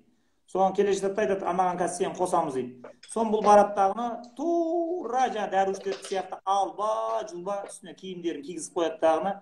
Келеді таңырақ қосылады. Қайқа бара жатсыңдар? Біз осындай жаңа Жетісуға баратырмыз. Қазіргі Жаркент жаққа, Қытаймен шекараға. Харгош жақ сонда. Сонда айтады, мен Бахауаддин Нақшбандидің басына зиярат етіп Құран оқуым керек, мен ала кетіңдер дейді. Сонымен Иранның жерінен шығып кеткенше, бұларды жаңағы Англияның нелері, шпиондар қадағалап отырады, ешкімге тиіскізбей. Содан бұлар келеді, Ираннан Каспий теңізінің арғы бетінен бер жаққа қарап Түркменстанға өтеді. Сол Қанат деген түркмен бала бізді алып өтті. Соны анаң жазады, 13 қазақты бастап келе жатқан Біләл деген қазақ. Сонда бәріне характеристика береді. Не деген ақ жүрек, не деген мейірімді адамдар. Шынымен де сондай жағдай. Ауыздарын ашса жүректері көрінетін ана шпион сонда өзі. Соны ана характеристика беріп жатыр ана қазақтарға, қажыларға. Дәруіштер ғой бәрі қаңғыбас. Соны арғы бетке алып өткеннен кейін сол кезде жазады, ой пырмай, мына қажылардың, дәруіштердің не деген атақ абыройды. Ана өзі түркмендер қарсы алады ар жақтан Түркменстаннан. Сонда бүкіл ауыл келеді тағыны таласады мына қажыларға. менің үйіме жатады, менің үйіме жатады. Ана Меккенің шарафаты біздің үйге жұғу керек деп. Сөйтеді дағыны келгеннен кейін Білал екеуі отырады да, мына 13 қажыңды бізге бөлесін дейді. Сол әр үйге бөліп тастайды. Пәленше сенің үйіңе мынау кетеді, түгенше. Соның бәрі бөліп, сонда қажыларды жібермейді аналар. Ана әңгіме айтыңдар, Меккенің шарафатынан айтыңдар, бізге хикмет айтыңдар деп. Енді мынау Ван Бери сөрді ұсталып қалуға сәл-ақ қалады. Ол хорошо, что ана жерде ол түркмендердің арасында ұсталып қалған. Егер Бұхарада ұсталса, оны өлтіріп тастайтын еді. Ол тұрады дағыны далаға шығады. Қараса, ана Каспий теңізінің жағасында Александр Македонскийдің соққан бір қаласының ізі жатыр екен. Бұрын Македонский соғып кеткен ғой бір уақытша тұратын бір қала. Фундаментін тасын сындырып, Астраханьға апарып сатады екен дейді. Соны бұл бараттағыны, мына не істейсіңдер дейді ғой. Соны түркмендер айтады, сатамыз дейді. Қайда сатасың дейді. Астраханьға апарып орыстарға сатамыз дейді. Ол бір түйеге қанша килограмм кетеді, қанша күн жүресіңдер, қанша ақша төлейді деп мынау жаңағы данныйларын жинап жатыр ғой шпион. Соны аналар ауыздары ашылып қарап тұрады дағы бастарын шайқайды да қояды. Ертеңіне Біләл деген қазақ мені өзіне шақырды дейді киіз үйіне. Соны барып едім дейді, сен шпион емессің бе осы деп айтты дейді. Соны ойбай Құдай сақтасын, мен осындай Құдай деген адамын, бәлем бәлшім бұл не деген сұмдық, мен осындай жаңа әулиенің басына зияратқа баратырмын. Сонда айтты дейді, мына ауылда өсек деген тарап кетті. Мынау өтірік дәруіш. Мынау Құдай деген адам емес. Мынау қажылыққа барған адам емес. Мынау зиярат жасап жүрген адам емес. Бұл кеше дүние сөзін сөйледі. Бізбен бірге ана жерде тұрып, тастың қанша килограмм болады, қанша уақыт жүреді, бағасы қанша болады, соның бәрін сұрап жатыр. Егер бұл шынымен де Құдай деген адам болса, не үшін ол сауда тірлігіне, дүние сөзіне араласады деп, ана жерде ана түркмендердің ақсақалы ананың үстіне шағым түсіреді. Сенің араңда бір жалған дәруіш кетіп барады, дүние сөзін сөйлейтін, кеше ана саудаға араласты деп. Соны Біләл алады да айтады, алдымыз деген білесің ба, қандай қауіп қатер, мынандай нәрсе қателік жіберме, ертең Хиуа менен Бұхарадан өтеміз, олар аямайды дейді, көзіңді ой болады да асып қояды ана жерге дейді. Содан бұл тұрады да ойбай мақұл қойдым дейді дағыны, тілінен сақ болады, ары қарап кетеді, қарандашы бар, дәптері бар, тығып жазып жүреді шапанның арасында бұл бәле. Сөйтеді дағы сол Хиуа мен Бұхарадан өткен кезінде сол кезде көреді ғой жаңағы қарақшы түркмендердің бәрін қалай көзін ойып өлтіріп жатқанын. Арасында қазақтар туралы жазады, қазақтарды өлтіріп. Міне сол кітапты оқысаң, сол кездегі мына қазақтардың амбициясын, сол кездегі қазақтардың дүниетанымы бәрі көрінеді. Жаңағы барған кезде бұлардың өзі түрік халықтарының ішінде Орта Азияда ең саны көбі қазақтар екен. Қай жерді мекендейсіңдер деп сұрасаң, мына жағымыз Алтай-тау, мына жағы Каспий теңізі, қазақтардың саны аспандағы жұлдыздан, жердегі құмнан көп, өзің есептеп аш деп айтады дейді.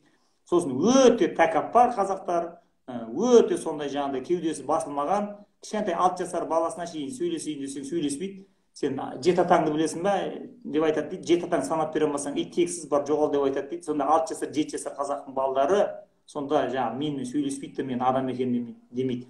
Өте сондай жаңағыдай саны көп, бәрінің алшаң. Бұл 1846 ма 47 жыл ма сондай жылдар. Соны бұл барып аман-есен Жәркентке дейін, Қарғосқа дейін келеді бұл бәле.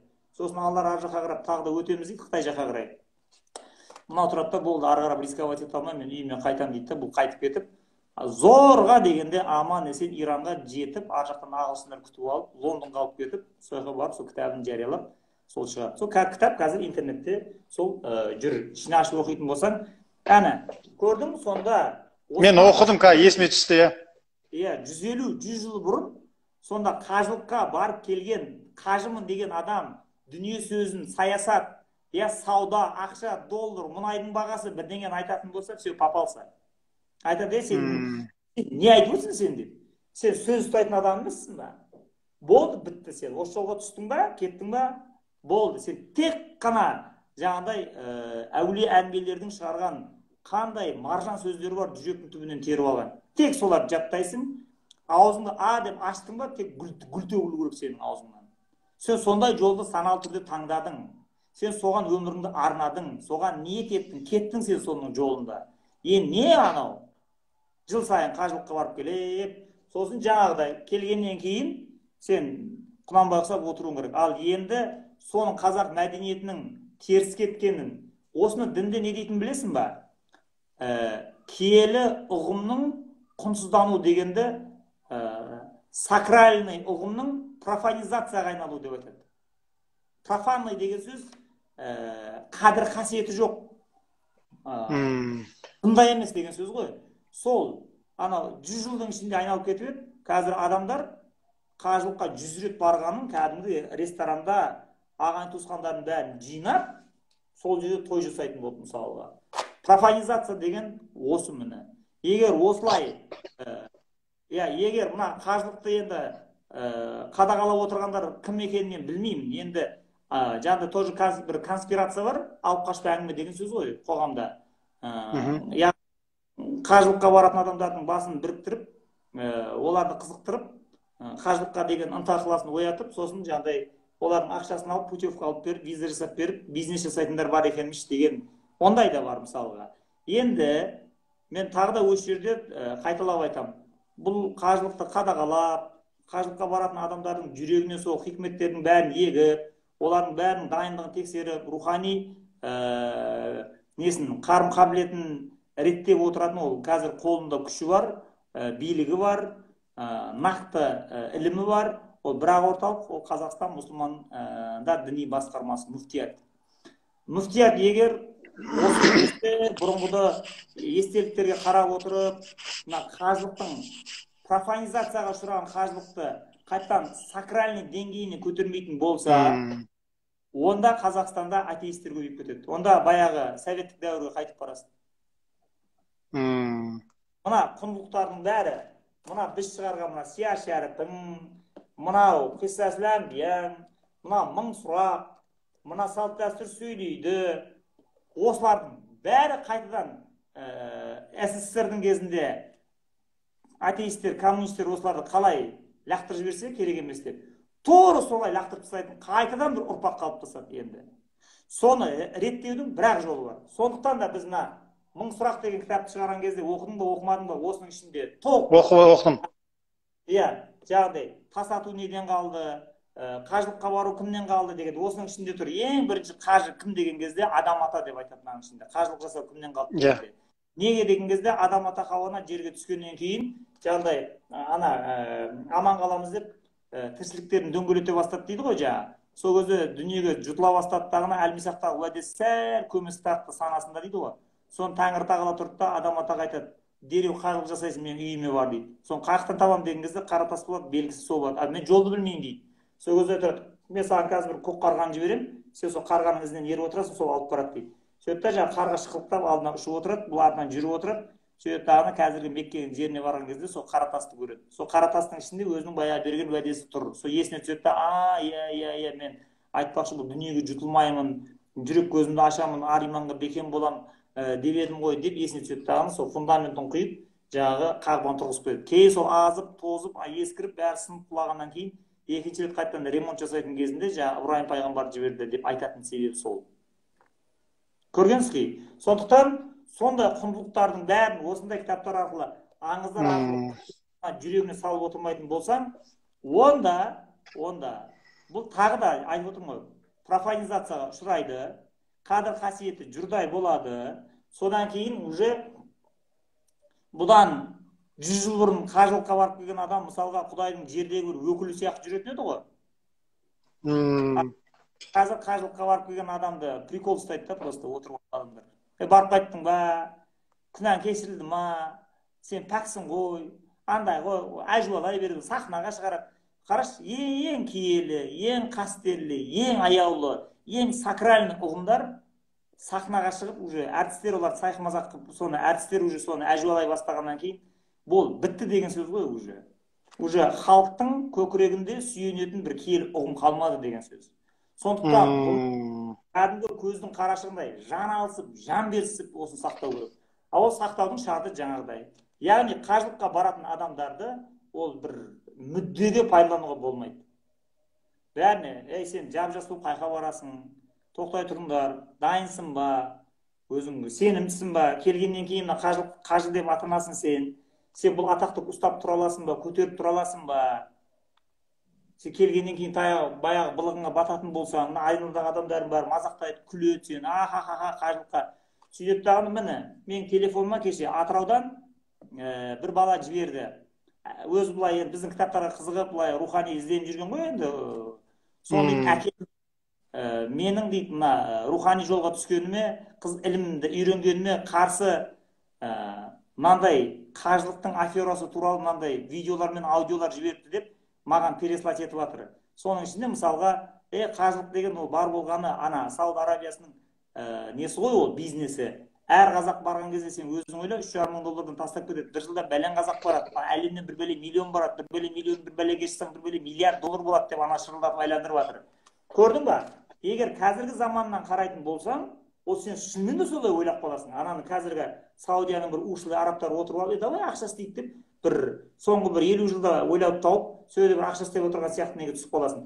А сен 150 жыл бұрын Меккеге бару деген ол ешқандай да роскошь емес тұғын. Сен өгізде өлімге барып келесің. Ана күн деген датау ыстық, ол барғанша разбойниктер, қайтқанша разбойниктер ол өліп қалаздайды. Ана даже мына Құнанбайларынан бері қарап барғандардың өзі сол жағы. Қалай барады? Өзі екі ақпа жолы бар оның. Біреу мына Самарқаннан Иран жаққа қарай Ауғанстанға Мазари Шарифке өтіп, сол жағы Иран арқылы кететіндерің, мынау Ирак бірден құмның ішімен, екіншісі мына бертіндегі Россияның арқасында барып жүргендер Омбыға барады, Омбыдан Петербургқа барады, Петербургқа барады да виза алады, олар сені Қара теңізге Қырымға жібереді, сөйде Симферополь ма, сөйге барады, мысалы Тбилисиге барады, олар ада Қара теңізден ары қарай Стамбулға жібереді, Стамбулдағылар ауруың бар ма жоқ па тексереміз, карантин дейді, бір ай тағы да кеменің ішіне жатқызып қояды, өлетіндерің болса өліп бітіңдер деп. Сол кеменің, ол қайбір ол қазіргідей саған теплоход дейсің бе, ішінің бәрі комфорт, ол атам заманғы ескіріп кеткен бәле ғой ол. Соның ішінде жатады, өлетіндер өледі, қалатындар қалады. Сосын ол кезде қажылыққа бара жатқан адамдар өлімге бара жатырмыз дейді дағыны, белдеріне жаңағыда 2,5 метр, 3 метр матаны шытты орап алады. Егер теңізде, Қара теңізде, Қызыл теңізде кетіп баратқан кезінде ажал соғып өлетін болса, сол беліндегі матасын өзіне кебінге орайды да теңізге лақтырады. Бітті сонымен жаңағы жаныңды Тәңірге, тәніңді теңізге тапсырасындағын сонымен кетті. Соның кейін ұрпағың атамыз осында қажылықта жүріп қайтыс болған жай жәннатта дейді, болды бітті сонымен. Көрдің? Сондықтан сол Қызыл теңізге бараттан одан барып түседі, сол аржағынан караван кемені алып кетеді. Сол күші жетсе Мединаға дейін барады, күші жетемаса сол Меккеден қайтады болды. Өгізде гостиница жоқ, кондиционер жоқ, ресторан жоқ, кафе жоқ, түк жоқ қой өгізде ол. Өліп қала жаздап барып әрең дегенде ол тозаққа барып келген сияқты барып келетін болған ғой. Енді осыны тағы да бір аналогия жасайық. Ибн Араби, өшір тағы бір қызға айта кетейік. Мысалға дейді, айтады дейді. Қағбаны айналған кезінде жақсы адамдарды айналып жүр, Құдайдан безген, жаңа теріс ниетті, пейілі бұзылған адамдарды айналып жүр дейді. Енді соны айтады. Енді ол Қағба бір Құдайдың үйі ретінде, бір символ ретінде, адамның да көзіне көрінетін объект ретінде ол қойылды.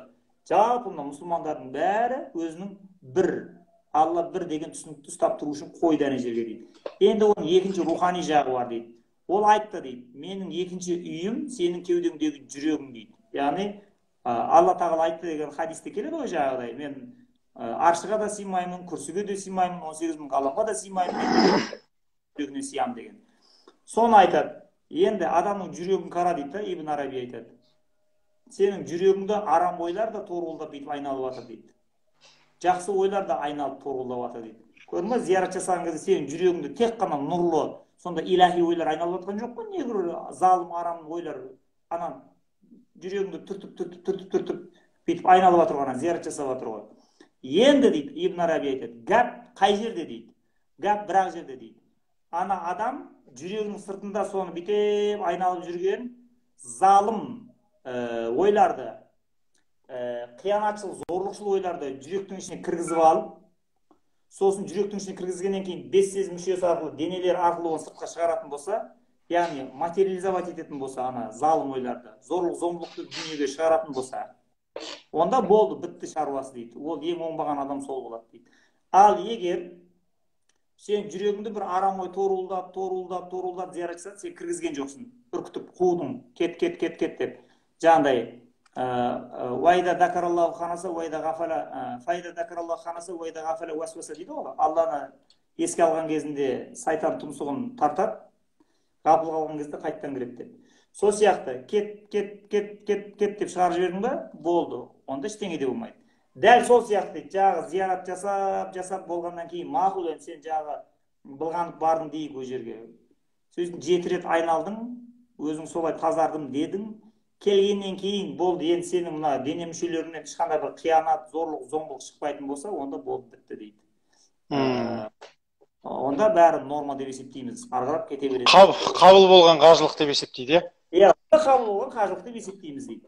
Сондықтан жалпы жастарға, осы мұсылманшылыққа қызығатын адамдардың бәріне осындай онтологиялық таным түсінікті жүктеп үйрету керек. Олар қажылыққа баратын адам өзінің мойнына миллион тонна жауапкершілік арқалап әкетіп баратқанын білуі керек. Сенің кесірінен келгеннен кейін, сенің былыққа қайтадан батқанның кесірінен құр босқа елдің ішінде атеистер көбейіп кетеді, болды. Себепкер болып қаласың. Болды, онда Советский Союзға қайта саласың, болды, бітті. Олар, ол атеистер деген мынандай рухани құндылықтар тұтынбайды ғой, нигилистер ғой олар. Тұтынбайды ғой мынандай кітаптар. Баласына оқытама, сосын атеист, оқытама. Болды, бітті, тастайды. Уже құндылықтан сен қағылдың деген сөз, ештеңе. Ал құндылықты адамға беретін, трансцендентті құндылықты, адамның көңілін ашатын, адамды мынандай бір ғайыпқа құмар қылатын, адамды бұл өмірден кейінгі өмірге өте мықты дайындайтын, ол бәрібір рухани ілімнен басқа ілім жоқ. Альтернатива жоқ қой бізде. Өте жақсы. Өте жақсы. Осы кәдімгідей қиялға беріліп тыңдап кеттік қой. Зәмзәм су туралы сұрайын деп отырмын сізден. Зәмзәм су туралы сұрайыншы деп тұрмын. Шөлдесең сусының болады, ішсең қарның тояды деп, сол зәмзәм судың қасиетін, қадірін жалпы жақсы көреміз ғой, бүкіл мұсылман жақсы көреді. Осы туралы да өзіңіз де бір кішкене қосымша айта кетесіз бе? Енді зәмзәм суын оны біріншіден біле алмайсың. Біле алмайтын себебің, бұл Мекке қаласын жаңағыдай діні бөлек адамдар кірмейтін қылып істеп тастағаннан кейін, ол Меккені технологиясы дамыған, ғылымы дамыған басқа батыс Европаның ғалымдары келіп оны зерттей алмайды. Сондықтан ол тереңдігі қанша, қай жерден шығып жатыр, құрамында не бар білмейсің сен оны. Мүмкін енді мұсылмандар зерттеп, андай бар, мындай бар десе деген шығар. Мен, по крайней мере, менің қолыма ондай бір дерек түскен жоқ.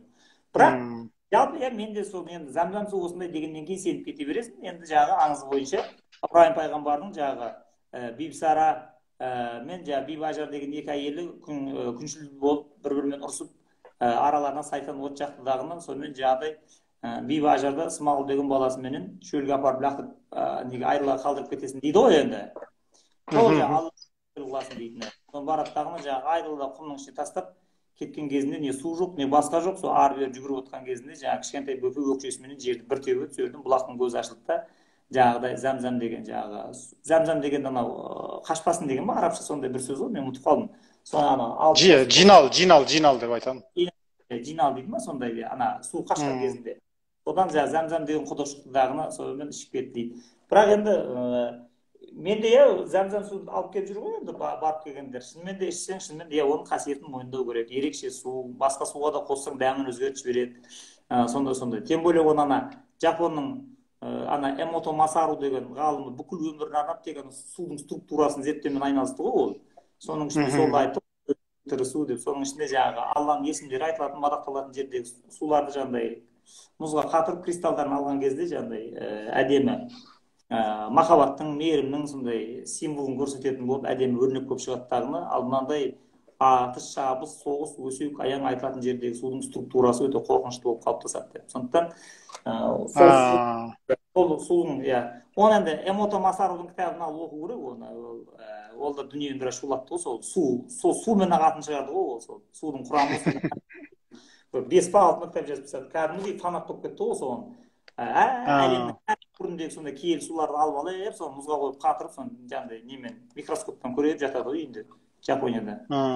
Сондай. Сондықтан жалпы түсінікті. Бүгінгі егер әңгімені түйіндейтін болсақ, Бағлан әке, бұл бүгінгі әңгіменің айтылатыны, қажылық дегеннің онтологиясы, түпкі мәні не деген кезде, уәдеге берік адамдарды қалыптастыру деген сөз болды, бітті. Өте жақсы. Сен қажылыққа барасың деген сөз, сен айтқан сөзіңе жауап бересің деген сөз. Уәдеңді ұмытпайсың деген сөз. Бітті, болды. Ең түпкі баратын жері сол. Жаңағы Әл-Мисақта берген уәдесін сөзге барып есіне түсірген сияқты, жалпы қажылық деген нәрсе негізінде ең түпкі мәні, ең түпкі мақсаты қажылықты парызылуындағы ар жағындағы ең түбінде не тұр деген кезінде адам әлмисақта берген уәдесін ұмытпай осы дүниеде арқалап жүре алатын таңғажайып тіршілік иесі деген месседж болып бітті. Сондықтан 5 парыздың бірі болып есептелінеді. Иә, сондықтан 5 парыздың біріне кіргізіледі. Себебі уәде Құдай сөзі деген, сосын ол уәде деген нәрсе, уәдеде тұру деген нәрсе, жалпы мемлекет үшін өте маңызды нәрсе. Егер уәдесінде тұрмайтын, уәдесін бір уәде берген екенін ұмытып, бір-бірін лақтырып кете беретін, бір-бірін кидай жете беретін адамдар көбейе беретін болса, яғни бізді басқарып отырған басшыларға да қатысты. Олар да халыққа уәде беріп, оны орындамай алдай беретін болса, халық пен биліктің арасында бір-біріне деген сенім кетеді. Бұлар алдай береді, бұлар өтірік айта береді дейді тағына. Сөйтіп тағы екіге ажырайды. Сосын ол бір күні халықтың әбден көңілі қалып біткен кезде, дымы қалмаған кезде көшеге шығады тағына, сонымен бардак басталады. Революция. Ол ешқашан жақсылық алып келмейді. Революция деген ол бітті уже, тынды шаруа, мемлекет жоқ болды деген сөз. Сондықтан еңкейген баладан еңбектеген кәріге дейін сен адамның бойында уәде бере алатын қасиет бар, және ол соған бекем болу керек деген нәрсені осындай символдармен сіңіресің. Көрдің? Өте жақсы. Так что осындай, мына біздіңге осы ислам дінінің, ислам өркениетінің, Құран деген кітаптың бізге беретін нығметі, бізге беретін сыйлайтын философиялық күші, рухани қуаты, рухани шабыты осындай нәрселермен білінеді. Ал егер Құран жаңағыдай профанизацияға ұрынып, ақшаңды жинап алып, 3 ай сайын барып күнәмнан арылып келейін деп, жаңағы обсессивный невроздың несіменен, ағысыменен құр барып, тапқан ақшаң сойға барып сөйдегі Қытайдан товар алып келіп сататын арабтың саудагерлеріне беріп келе беретін болсаң, мән жоқ оны ешқандай. Дұрыс. Иә. Сондықтан солай болсын Бағлан. Сен енді жақсылап дайындал келесі қажылығыңа. Бірақ енді келгеннен кейін, мына даусың отырғаннан кейін ба өлең айтпайтын болуың керексің ғой. Иә, шыны керек. Мен өзімде де біраз солай бір анализ жасап, қай жерден қате кетті, қай кезде бару керек, қадір қасиеті қандай, өзімше бір саралап қойдым. Шыны керек, бұл жерде енді мен қазір мынау уәде деген нәрсені мен қазір енді естіп отырмын. Яғни түсінгенім уәде бұл жерде, одан кейін шынымен дайынсың ба, дайын емессің ба сапарға барып келуге деген сияқты үлкен жауапкершілікті сезінуің керек екен. Келгеннен кейін біз сені қажы деп құрметтейміз, біз сені қажы деп отырғызамыз, шапан жабамыз, басты береміз, батаны саған айтқызамыз, бергіземіз. Бірақ сен сол атақты көтеріп тұра алатыныңа сенімдісің ба деген оған солай сұрақ қойылады. Келгеннен кейін тағы да ыржалаңдап, жаңағы сақалыңның ағы бар, балалығың тағы бар дегендей, балалығың қайттан көрінетін болса, онда бітті шаруаң. Бұны реттеу жаңағы муфтияттың қолында, солар істей алады. Егер істеймін десе, істейді олар. Иә, контроль жасау керек, не үшін бара жатсың? Шамаң жете ма? Иә, шамаң жете ма? Яғни жүректеріне осы құндылықтарды егу керек бірінші. Осындай. Ал ол моральмен, нұқумен болмайды. Ол тек қана осындай өзінің мәдени жолы бар, жаңағы Құран методы дейді, қиссалармен келеді, аңыздармен келеді, кішкентай балаларға үйретіледі. Сондықтан минбарларда айтылады, уағыздарында қолданады олар. Енді муфтияттың күші деген ол сұмдық қой, ол 14 облыста, оның 14 орталығы бар, аудандардың бәрі бар деген сияқты. Бүкіл Қазақстанда бір күнде осы уағыз айтып, бір күнде адамдардың қажылыққа деген несін түсінігін өсіріп жіберуге болады, сана сезімін. Уәде антологиясы деген болады. Демде ол. Мысалы, менің қолымнан келмейді, біз әшейін яссауи феномен жазған кезде оған талдау жасадық, өттік, кеттік мысалға болып, одан кейін сенімен осы әңгімелесіп отырғаным. Жақсы. Шәке. Ал жаңағыны ол уәде антологиясы болмыста бар ма жоқ па дегенді ол ницшелер ғой, енді олар өзінің батыстың стилінде талдап жүрген. Олар енді өздерінің методтарына салып талдаған, бірақ біз осы әлмисақ уәдесін қолдану арқылы олардан да асырып жібердік. Егер Ницше пақыр тірі болса, біздің кітабымызды оқып, біздің талдауды көретін болса, пақыр басын шайқап шляпасын шешереді, мә қазақтар сұмдық екенсің десеңдер, мына менің миыма кіріп шықпапты деп. Сондай бізде рухани потенциал бар деп айтып жатырмын. Жалпы Орта Азия халқында. Қырғыз болсын, өзбек болсын, түркмен болсын, бәріне. Енді қалғандарына шаруам жоқ қазір біздерде. Жалпы мен қазақтарға қатысты айтып жатырмын. Осындай. Жақсы, керемет. Мына пікірлерді қосып қойдым. Я ел жұрттарда алғыстарын жаудырып жатыр. Ол жалпы жаңа өзіңіз айтқандай уәде Құдайдың сөзі. Ол қажылықтан бұрында пендешілік өмірде қаншалықты уәдеге тұрып жатырмыз, қаншалықты уәдеге берікпіз, сөзімізге қаншалықты жауап беріп жүрміз, жігіттігімізді немесе ерлігімізді өз-өзімізге қаншалықты дәлелдеп жүрміз деген мың сұрақ шығып кетті мына бір сұрақтың артынан. Осы бір нәрсені түрттің ба, болды, бітті. Ол ананы ойды толқынмен толқын туғызып кете беру керек. Сондықтан жаңағы адамдар айтады ғой, ойбай, қазақтың жігіттері азды, тозды, уәдесінде тұрмайды, анау-мынау. Әлбетте солай болады енді. Себебі онтологиялық тұрғыдан адамның бойында уәде бере алатын және уәдесін өлгенге дейін ұстап тұра алатын қасиет бар дегенді аңызбен, қиссамен, өзінің традиционный жолымен сен сіңірген жоқсың ғой. 2000 жылдардан былай қарап сауда жасаған кезде лақтыру деген ұлттық менталитетке модаға айналған жоқ па? Біреуді лақтырып ақшасын бермей кетсе, соны класстастары, жора-жолдастары мақтап арқасынан қағып, мә, молодец, красавчик, красиво лақтырдың сен оны деп, соны кәдімгі ұлттық геройға айналдырды ғой, аферистерді. Болды. Без лоха жизнь плоха дегенде әңгіме шығып кетті ғой. Болды, бітті енді. Ондай жабайылықпен, ондай надан менталитетпен, ондай қараңғылықпен бізді тыңдап көріп біліп отырған кім бар? Бәрі уже қоштасу керек, айналасына айту керек. Болды. Уәдеге берік болу деген антологиялық сипатымызға қайтайық деп адамдар. Санжар аға, мен сонда адамның ең құнды качествосы, адамды сапалы ететін, абыройлы ететін, ең мықты ететін бірақ нәрсе болып шығып тұр ғой, уәде. Солай деп айтсаң болады. Не үшін енді Құранда сол Аласту бираббикум деген аят қылып қойып, соны ұрғылап жатыр мысалға. Себебі мемлекетті, ұлтты, қоғамды ұйыстырып, соны ұстап тұратын экзистенциялық феноменнің ең маңызды феномендердің біреуі уәдеге берік болып бітті. Уәдеге берік қазақтың жігіттері көбейсе, қазақтың қыздарының құдайы береді. Шляпілерін аспанға шақырып, лақтырып билейді.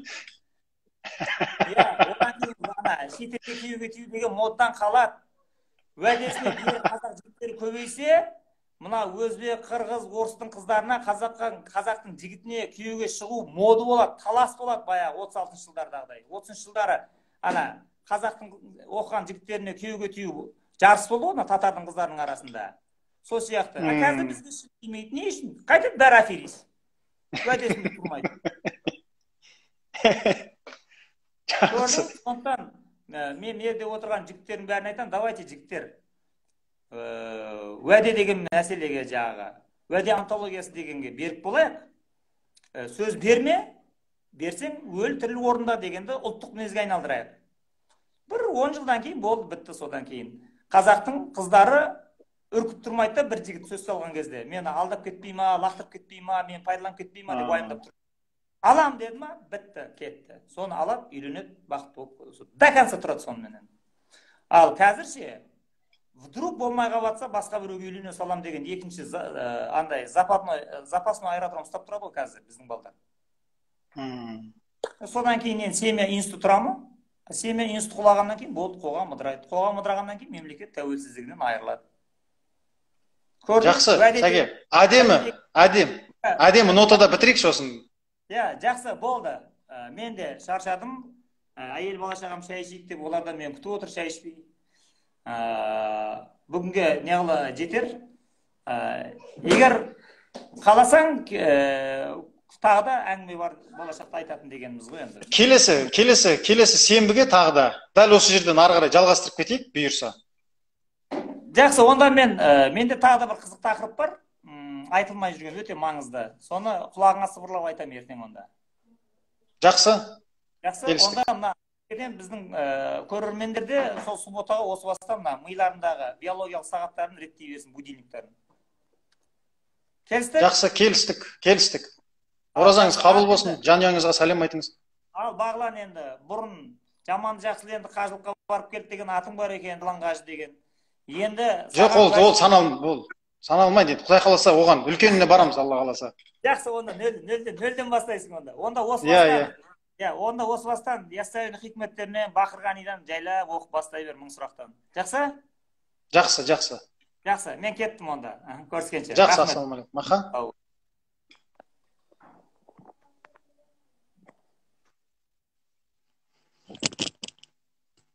Ал солай, достар. Бірталай әңгімені өрбіттік. Алған әсерлеріңізбен бір-екі минут бөліссеңіздер, бір-екі минут қарайын. Содан кейін мен де сіздерменен ақырындап қоштасайын. Бірталай тақырып.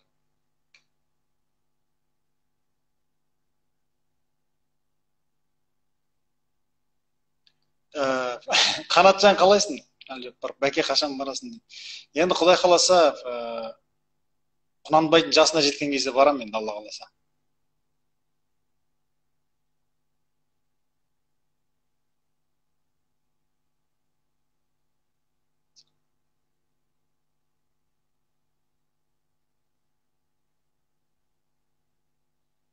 Бағлан керемет деп білімдермен сусындатын. Рахмет. Қайреке, жоқ әзірге. Мынадан уәде деген нәрсені, майда-шүйде уәделердің бәрін бірінші реттеп алайық. Сосын кейін ең соңында жауапты уәдеге көшеміз ғой. Жақсы, онда достар, аман болыңыздар. Келесі сенбіде жолығамыз онда, Құдай қаласа. Ютубқа саламын, аман болыңыздар. Сұхбаттасамыз деп мен де сырымды ашып қойдым ғой.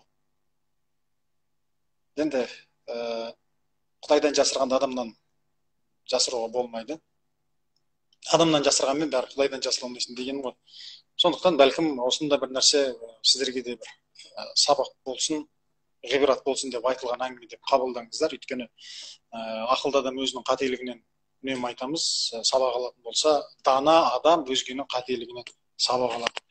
Сондықтан жігіттер, қыздар, бауырлар, алтындай өмір, жарқыраған өмір, соны ластап алмай, уәдемізді бұзбай, тұнығымызды лайламай, жанарымыз, көз жанарымыз жарқын, бетіміз нұрлы болып, әдемі болып жүруді Алла тағала нәсіп етсін. Ал, аман болыңыздар.